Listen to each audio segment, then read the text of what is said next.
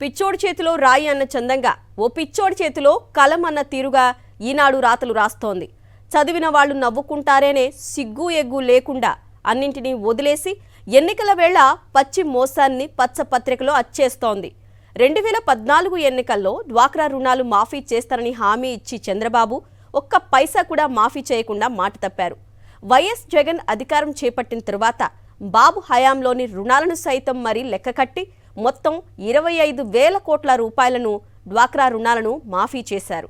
ఈ ఘనత చూసి ఓర్వలేకపోయిన రామోజీరావు తన విష పత్రికలో నాడు దర్జా నేడు గజగజ డ్వాక్రా సంఘాలకు తీరని ద్రోహం అంటూ రోత రాతలతో వైఎస్ జగన్ సర్కారుపై విషం చిమ్మారు. ఆంధ్రప్రదేశ్ రాష్ట్ర ప్రజలకు ఈనాడు రామోజీరావు రాయిస్తున్న తప్పుడు కథనాలు తెలియనివి కావు. వైఎస్ జగన్ ప్రభుత్వంలో మంచి జరిగితే ఓర్వలేక కుళ్ళుబోతులా ఈనాడు వంటశాలలో తప్పుడు రాతలు వండడం ప్రజలకు కొత్తేమీ కాదు. ఇప్పుడు డ్వాక్రా రుణాలపై బ్రహ్మాండమైన తప్పుడు కథనం వండారు. 2014 ఎన్నికల ముందు చంద్రబాబు తాను అధికారంలోకి వస్తే డ్వాక్రా రుణాలన్నీ 14,204 కోట్ల రూపాయలను మాఫీ చేస్తానని ఎన్నికల ప్రచారంలో ఊదరగొట్టారు.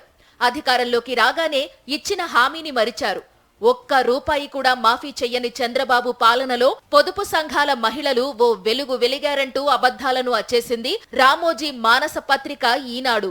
2019లో అధికారంలోకి వచ్చిన వైఎస్ జగన్ చంద్రబాబు హయాంలోని అంటే 2019 ఏప్రిల్ 11వ తేదీ నాటికి డ్వాక్రా సంఘాలు 25,570 కోట్ల 80 లక్షల రూపాయల అప్పు ఉంది. ఈ మొత్తం అప్పును వైఎస్ఆర్ ఆసరా పథకం కింద 4 విడతల్లో చెల్లించింది వైఎస్ జగన్ ప్రభుత్వం. ఇది తప్పన్నట్లు పొదుపు సంఘాలను మహిళలను వైఎస్ఆర్సీపీ ప్రభుత్వం మోసం చేసిందంటూ తప్పుడు రాతలు రాసుకొచ్చింది ఈనాడు. చంద్రబాబు హయాంలో మంత్రిగా ఉన్న పరిటాల సునీత అసెంబ్లీ సాక్షిగా డ్వాక్రా రుణాలు మాఫీ చేయలేమని లిఖితపూర్వకంగా వెల్లడించారు. ఈ విషయాలను ప్రస్తావించకుండానే రామోజీ ఉద్దేశపూర్వకంగా వదిలేశారు.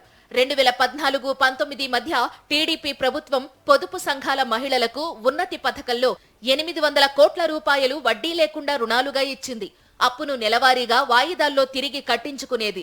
వైఎస్ జగన్ అధికారంలోకి వచ్చిన తరువాత ఉన్నతి పథకానికి పైసా కూడా ఇవ్వలేదని తప్పుడు రాతలతో బురద జల్లింది ఈనాడు పత్రిక. వాస్తవానికి ఉన్నతి పథకం ద్వారా ఎస్టీ ఎస్సీ సామాజిక వర్గాలకు చెందిన పొదుపు సంఘాల మహిళలకు జగన్ సర్కార్ 5 ఏళ్లలో 2,40,000 మందికి 50,000 రూపాయల నుంచి 5 లక్షల రూపాయలు వడ్డీ లేని రుణాలను అందించింది. అదే చంద్రబాబు హయాంలో ఒక్కొక్కరికి గరిష్టంగా కేవలం 30,000 రూపాయలు మాత్రమే రుణంగా ఇచ్చింది. టీడీపీ హయాంలో 5 ఏళ్లు, అంతకుముందు కిరణ్ కుమార్ రెడ్డి సర్కారు 4 ఏళ్లు కలిపి 9 ఏళ్లలో 1,60,000 మందికి 800 కోట్ల రూపాయలు ఈ పథకం ద్వారా రుణాలు అందించారు. వైఎస్ జగన్ సర్కార్ 5 ఏళ్లలో 2,40,000 మందికి 900 కోట్ల రూపాయలకు పైగా వడ్డీ లేని రుణాలు అందించి శభాష్ అనిపించుకుంది. ఒక్క 2023-24 ఆర్థిక సంవత్సరంలోనే సుమారు 200 కోట్ల రూపాయలు అందించారు వైఎస్ జగన్. వైఎస్ జగన్ ప్రభుత్వం 0 వడ్డీ రాయితీలోనూ కోత పెట్టిందని గగ్గోలు పెట్టింది ఈనాడు. అయితే వాస్తవానికి బ్యాంకులో రుణం తీసుకుని సకాలంలో కిస్తీల వారీగా చెల్లించే పొదుపు సంఘాల మహిళలకు వైఎస్ జగన్ సర్కార్ గత 4 సంవత్సరాల్లో వైఎస్ఆర్ 0 వడ్డీ ద్వారా వారు తీసుకున్న రుణాలపై వడ్డీ కోసమే సుమారు 4,969 కోట్ల రూపాయలు చెల్లించింది. ఆర్థిక ఏడాది ముగిసిన వెంటనే ఠంచనుగా 0 వడ్డీ పథకాన్ని జగన్ ప్రభుత్వం అమలు చేసింది. దీని ద్వారా ఏటా 1 కోటి మందికి పైగా మహిళల జీవితాల్లో వెలుగులు నిండాయి. చంద్రబాబు హయాంలోని చివరి 3 సంవత్సరాలు 2016 ఆగస్టు తరువాత కాలానికి 0 వడ్డీ పథకానికి నిధులే ఇవ్వలేదు. ఈనాడు తన కథనంలో అప్పటి చంద్రబాబు ప్రభుత్వం 0 వడ్డీ పథకానికి నిధులు ఇవ్వలేదని అంగీకరించింది కూడా. ఉమ్మడి ఆంధ్రప్రదేశ్ నుంచి అమలులో ఉన్న ఈ పథకానికి నిధులే విడుదల చేయలేదు. వైఎస్ జగన్ అధికారంలోకి వచ్చిన తరువాత 0 వడ్డీ పథకాన్ని తిరిగి అమలు చేశారు. అంతేకాదు నవరత్నాలతో డ్వాక్రా సంఘాలకు అదనపు లబ్ధి అందించారు. అయితే ఈనాడు మాత్రం అక్క చెల్లెమ్మలకు మంచి జరిగిందన్న ద్వేషంతో నాడు దర్జా నేడు గజగజ అంటూ రాసిన కథనంలో ఎలాంటి నిజం లేదు.